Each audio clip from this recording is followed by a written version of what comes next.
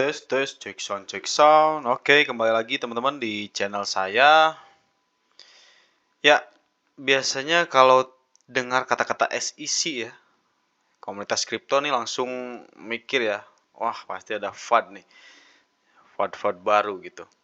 Nah ini juga kalau kita search ya, kita langsung ingatnya sih kalau ke SEC tuh, kalau dulu ke si Gary Gensler ya, karena dia sering bikin FUD terhadap kripto. Kalau sekarang kan ketuanya udah ganti ya jadi si Paul Atkins. Ya, biasanya gitu kalau kita dulu tuh kalau denger SEC pasti taunya FUD atau kalau enggak ada proyek lah yang bakal dituntut gitu kayak si Ripple atau XRP ya. Nah, ternyata kali ini beda teman-teman. Ada angin segar dari SEC ya.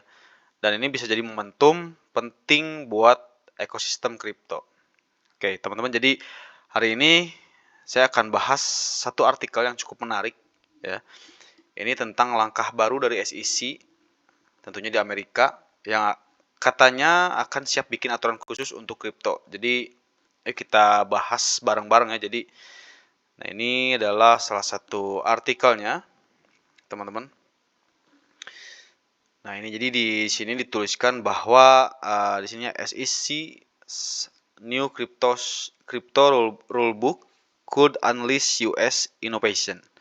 Jadi ya di sini ditulis bahwa SEC berencana membuat rulebook atau buku aturan resmi ya untuk industri kripto tentunya. Nah, nanti fokusnya di sini kalau saya baca sekilas ada 3 fokus utama ya. Yang jelas untuk penerbitan aset kripto, kemudian perdagangan token dan juga sistem custody atau penyimpanan aset digital. Nah, jadi nantinya startup yang mau launching token akan tahu sejak awal apakah itu legal atau enggak. Jadi enggak seperti dulu gitu. Zamannya si Gary Gensler kan banyak proyek-proyek atau project kripto yang dituntut karena menurut dia enggak legal. Nah, nanti kedepannya di lewat rulebook ini kita sudah tahu duluan nih proyek ini apakah legal atau enggak gitu. Jadi bisa ditolak mentah-mentah dan juga bisa apa ya banding dari awal lah gitu. Jadi nggak kasihan lah kalau udah berjalan kan ribet juga gitu. Kemudian juga nanti investor lebih terlindungi nih karena semua jadi transparan dan terklarifikasi dengan jelas gitu di awal. Nah ini dia poin pentingnya gitu. Jadi SEC mulai sadar kalau pendekatan hukum yang selama ini terlalu kabur malah bikin inovasi jadi mandek nih. Ini gara-garanya si kampret ini sih memang selalu bermasalah ya. Nah, makanya mereka coba buat aturan yang lebih jelas supaya pelaku industri tuh juga nggak bingung gitu. Nah, di artikel ini juga dijelaskan ya, banyak startup itu memang sebenarnya pengen launching proyek Web3, tapi karena aturan yang nggak jelas, mereka akhirnya takut ambil langkah. Nah, kalau rulebook ini berhasil diterapkan, maka semua punya pedoman yang pasti, teman-teman. Pertama, investor juga bisa lebih percaya diri karena proyek-proyek kripto nantinya jadi makin patuh aturan, kemudian juga para startup nanti bisa lebih cepat berinovasi, teman-teman, tanpa takut dituntut di tengah jalan oleh si Paul Atkins ya, kalau ketua sekarang.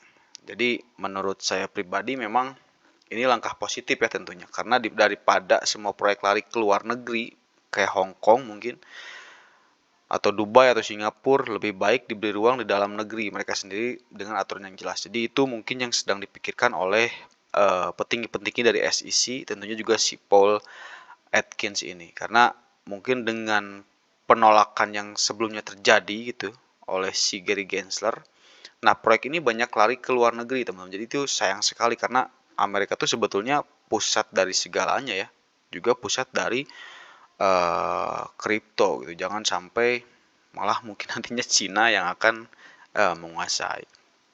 Kemudian lanjut di sini juga dijelaskan ya. Di sini dibahas tentang custody. Jadi kalau selama ini SEC ketat banget nih soal penyimpanan aset kripto, sekarang mereka mulai terbuka nih ke solusi modern seperti smart contract atau multi party computation ya. Di sini dijelaskan ada beberapa penjelasan yang mungkin menurut saya bagus banget ya. Jadi custody yang lebih fleksibel bisa membuka peluang untuk exchange lokal ya. Di sini ada exchange lokal dan juga industri keuangan nantinya bisa masuk ke kripto. Kemudian juga kemudian juga proteksi yang tetap kuat tapi efisien dan sesuai di zaman sekarang. Nih.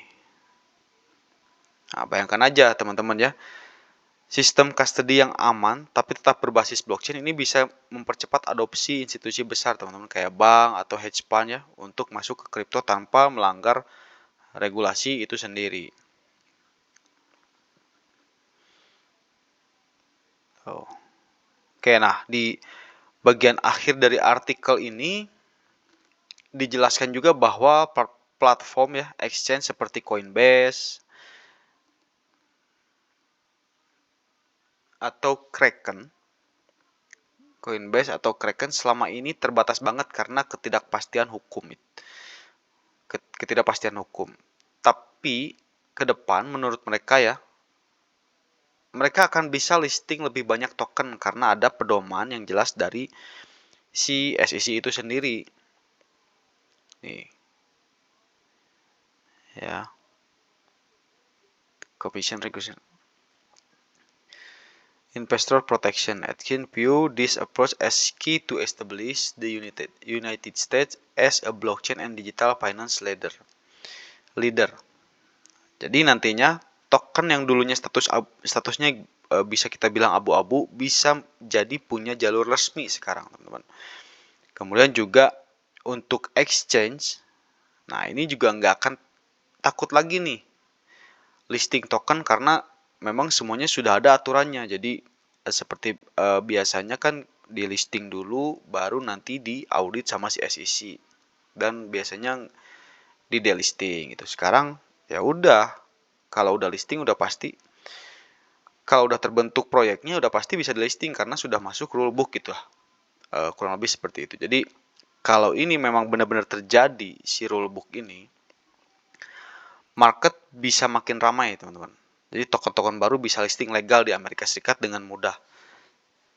Dan itu artinya volume trading atau perdagangan, juga likuiditas dan juga sentimen terhadap investor bisa meningkat juga gitu. So teman-teman, dari artikel ini kita bisa lihat bahwa Amerika Serikat lewat SEC akhirnya mulai menyadari bahwa terlalu keras ke industri kripto malah bikin talenta dan inovasi pindah ke luar negeri. Yang udah tahu kita ancamannya mungkin sudah terlihat ya dari China mungkin ya atau Hong Kong. Makanya sekarang mereka coba perbaiki dengan pendekatan yang lebih terbuka dan lebih adaptif lagi lah. Ini memberikan peluang bagi Amerika Serikat jadi pusat inovasi Web3 terbuka lebar juga. Kemudian plusnya juga investor dan startup pasti lebih diuntungkan sekarang jika si rulebook ini benar-benar terjadi. Kemudian kelebihan yang lainnya ya potensi bull run atau bull market ini makin besar teman-teman karena regulasi ini makin jelas lagi. Nah ini gimana menurut kalian ya teman-teman, apakah dengan aturan yang lebih pasti seperti ini kripto bisa makin berkembang? Coba teman-teman boleh tulis pendapat teman-teman di kolom komentar ya. Kayak gitu aja paling pembahasan video kali ini. Jangan lupa untuk subscribe ya dan like jika teman-teman suka. Nanti saya akan bahas lebih banyak lagi tentang market outlook ataupun berita-berita update seputar kripto.